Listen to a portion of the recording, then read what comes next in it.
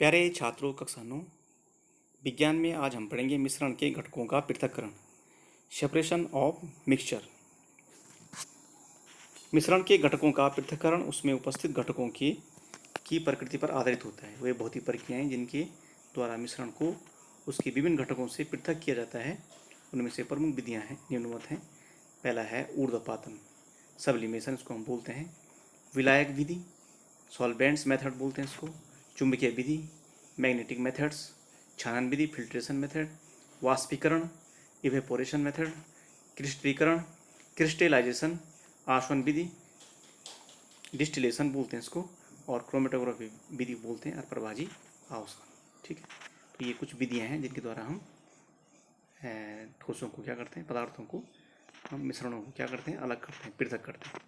आज हम पढ़ेंगे दो ठोस के मिश्रण का पृथक्करण करना। ठीक है, separation of mixture of two solids.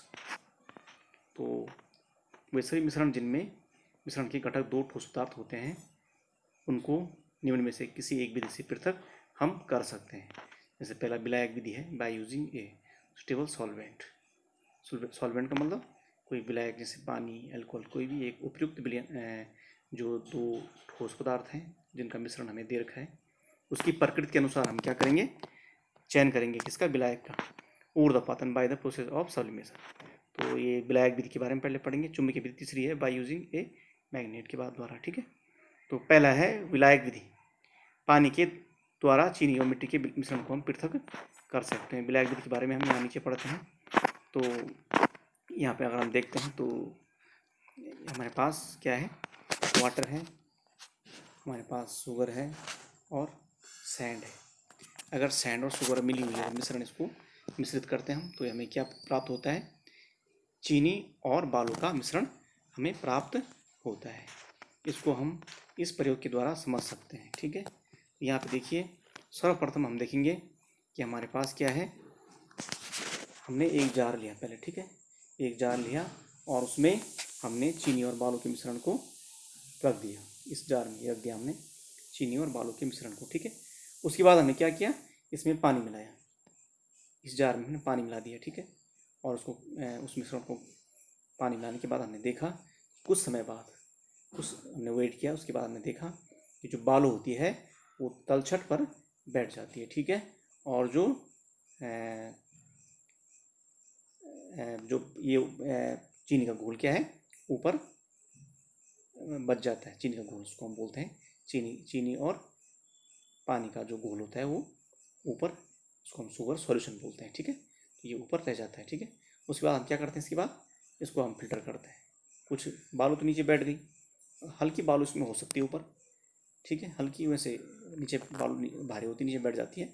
और बालू और अगर चीनी पानी का मिश्रण क्या होता है, एक निलंबन होता है, इसको हम सस्पेंशन बोलते हैं। ठीक है, और चीनी और पानी का जो मिश्रण होता है उसको हम क्या बोलते हैं, चीनी और पानी के मिश्रण को हम क्या बोलते हैं, इसको हम विलयन बोलते हैं। ठीक है, सॉल्यूशन बोलते हैं। और बालू और पानी के मिश्रण को हम क्या बोलते हैं, निलंबन बोलते हैं, सस्पेंशन बोलते हैं।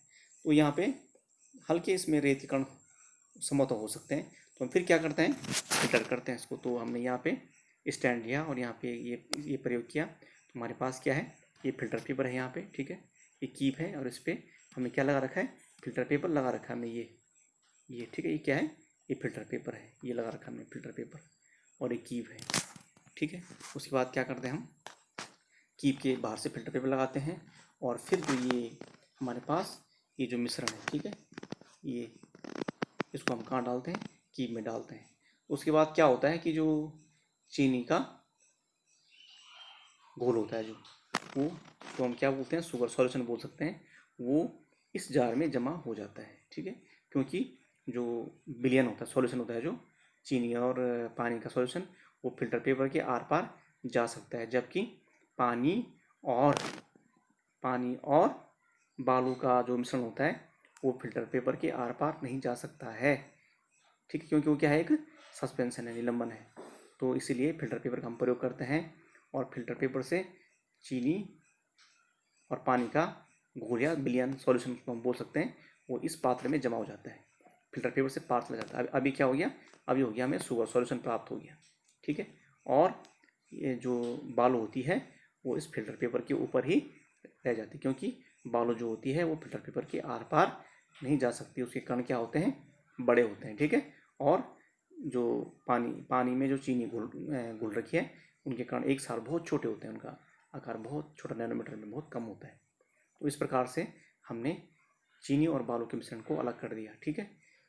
यहाँ पे चीनी और बालू के मिश्रण को हमने अलग। अब हम चाहें तो पानी से चीनी को अलग कर सकते हैं। कैसे कर सकते हैं? वाष्पीकरण के द्वारा, ठीक है। अगर हम पानी का क्या करेंगे, वाष्पीकरण करेंगे, एवेपोरेशन करेंगे, वाष्पीकरण, तो क्या हो जाएगा, पानी से चीनी अलग हो जाएगी, पानी वाष्प बनकर उड़ जाएगा और क्या शेष बच जाएगा, चीनी बच जाएगी। तो ये है आपका कौन सी विधि, फिल्ट्रेशन विधि, ठीक है। आगे हम पढ़ेंगे चीनी और बालू के मिश्रण की पृथक्करण की विधि के बारे में हमने पढ़ा। अभी दूसरा पढ़ेंगे ऊर्ध्वपातन विधि। उन दो ठोसों के पृथक्करण में प्रयोग की जाती है जिनमें एक पदार्थ गर्म करने पर वाष्पीकृत हो जाता है। जब कोई ठोस पदार्थ किसी तापमान पर वाष्पीकृत हो जाता है तो वहाँ भौतिक प्रक्रिया ऊर्ध्वपातन कहलाती है, यानी ठोस सीधे बिना द्रव में बदले सीधे गैस में बदल जाता है या वाष्प में बदल जाता है, उसको हम बोलते हैं ऊर्ध्वपातन, ठीक है। जैसे कपूर हो गई, ठीक है, कपूर ठोस से सीधे किस में बदलती है, गैस अवस्था को प्राप्त कर लेती है, इसको हम बोलते हैं ऊर्ध्वपातन क्रिया, ठीक है। ऊर्ध्वपातन को पदार्थ हम बोलते हैं। ऊर्ध्वपातन को इससे समझ सकते हैं, ये देखो यहाँ पे ऊर्ध्वपातन विधि से अमोनियम क्लोराइड एवं नमक के मिश्रण को हम अलग कर सकते हैं, ठीक है। यहाँ पे देखिए हमने ये क्या है, स्पिरिट लैंप है, ठीक है। और ये जो चीनी मिट्टी का जो बर्तन है इसमें क्या रखा है हमने, चीनी मिट्टी की प्याली है और इसमें हमने क्या रखा है, अमोनियम क्लोराइड एवं नमक का मिश्रण जो हमें दे रखा है, जिसको हमने पृथक करना है, उसको हमने इस चीनी मिट्टी की प्याली में रख दिया और ऊपर से हमने क्या कर दी, ये ठीक है, हमने क्या कर दिया इसको, फिर इस मिश्रण को हमने ढक दिया, किससे, कीप से ढक दिया हमने, ठीक है। ये कीप से क्या कर दिया हमने, इसको ढक दिया पूरा, ठीक है। इस मिश्रण को हमने कीप से ढक दिया और जब हम गर्म करते हैं तो अमोनियम क्लोराइड क्या होता है, वाष्पीकृत होने लगता है, ठीक है। अमोनियम क्लोराइड क्या होता है, वाष्पीकृत, मतलब क्योंकि गर्म करने पर वो वाष्पीकृत हो जाता है। तो ये इन परतों यहाँ जमने लगता है, वाष्प यहाँ जमने लगता है, कौन, अमोनियम क्लोराइड, ठीक है। और जो नमक होता है वो नीचे शेष बच जाता है, किसमें, इस चीनी मिट्टी की प्याली में शेष बच जाता है, ठीक है। इस प्रकार से हम क्या करते हैं, ये रुई लगा रखी हम, जैसे कि वाष्प बनकर बाहर उड़ ना पाए, तो ये पूरी परत जम जाती है यहाँ पे, किसकी, अमोनियम क्लोराइड की परत यहाँ जम जाती है, इधर ये सब क्या है, अमोनियम क्लोराइड की परत जम जाती है। तो इस प्रकार से हमें अमोनियम क्लोराइड NH4Cl, ठीक है, उसको हम नौसागर बोलते हैं, ये प्राप्त हो जाता है। और जो नमक होता है वो चीनी मिट्टी की चाइना डिश में क्या रह जाता है, शेष रह जाता है। इस प्रकार से हम अमोनियम क्लोराइड और नमक के मिश्रण को अलग कर सकते हैं, ठीक है। ये हो गया आपका ऊर्ध्वपातन विधि से अमोनियम क्लोराइड एवं नमक के मिश्रण को अलग करना। तो ये विधि थी, कुछ क्वेश्चन है आपको, इनको आपने हल करना है, ठीक है। Okay, thanks.